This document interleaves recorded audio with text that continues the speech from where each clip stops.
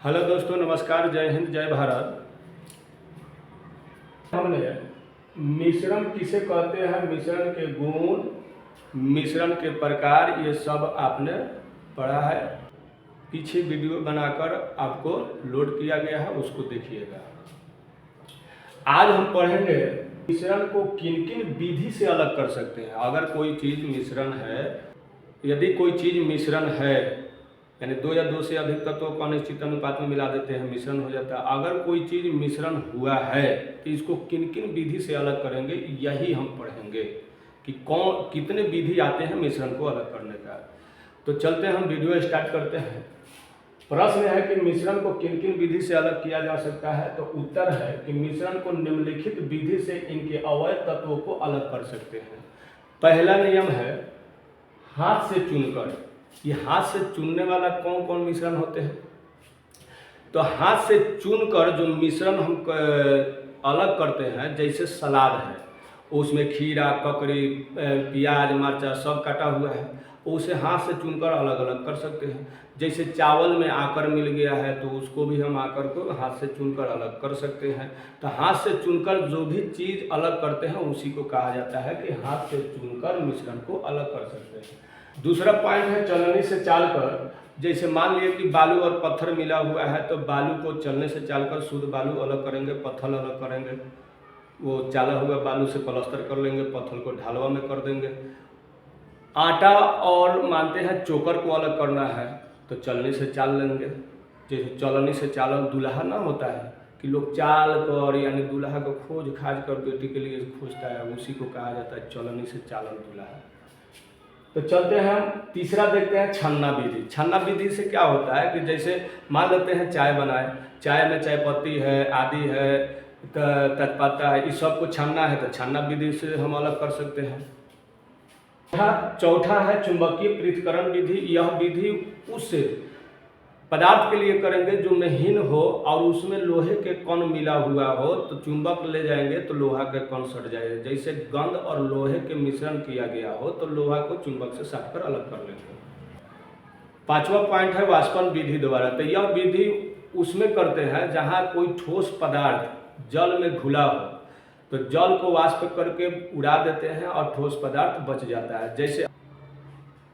जैसे नमक और जल के घोल कर देते हैं तो गर्म करके जल को भाप बना देंगे और नमक हमको शुद्ध मिल जाएगा। ये वाष्पन विधि से अलग करेंगे। अब छठा पॉइंट देखेंगे। छठा पॉइंट है ऊर्ध्वाधर। तो ऊर्ध्वाधर विधि द्वारा ठोस पदार्थ बिना द्रव में बदले सीधे वाष्प बन जाता है, उसी पदार्थ के लिए हम ऊर्ध्वाधर करते हैं। जैसे नमक और अमोनिया क्लोराइड का घोल अगर है तो इसको हम सीधे वाष्प बनाकर उड़ा देंगे और ठोस पदार्थ हम प्राप्त कर लेंगे। सुनिए, थिराना विधि। इस विधि द्वारा द्रव में घुले हुए ठोस पदार्थ को, जल को अगर स्थिर छोड़ देते हैं तो वह ठोस पदार्थ धीरे धीरे क्या होता है, पेंदी में बैठ जाता है। उसी को थिराना विधि कहा जाता है।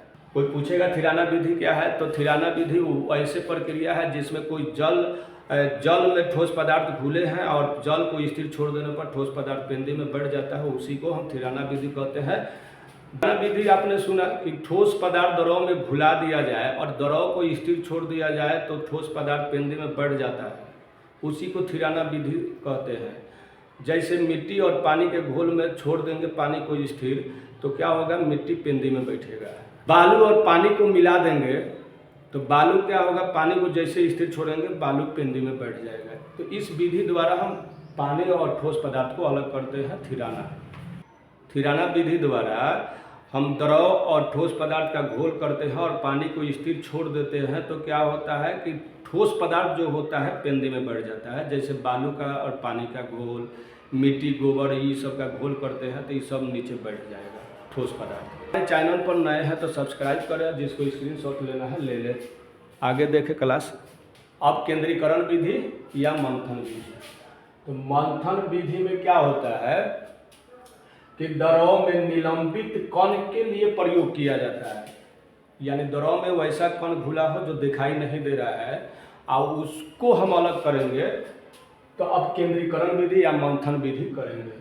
जैसे दूध से मक्खन निकालना, देखते हैं दूध है, उसके छाले बिटोरते हैं, दही के छाले बिटोरते हैं, और घर में जैसे राय जी लोग रही से मथ कर और मक्खन निकाल लेता है।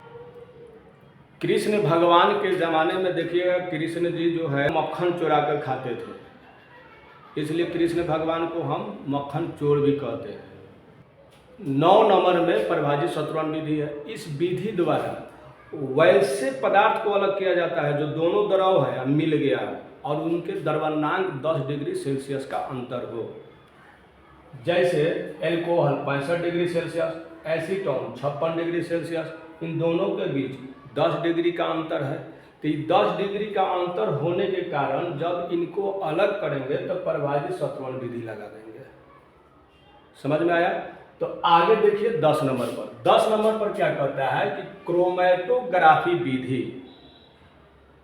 इस विधि द्वारा रंगों को अलग किया जाता है, यानी 2-3 रंग मिल गया है तो इस विधि को लागू करेंगे।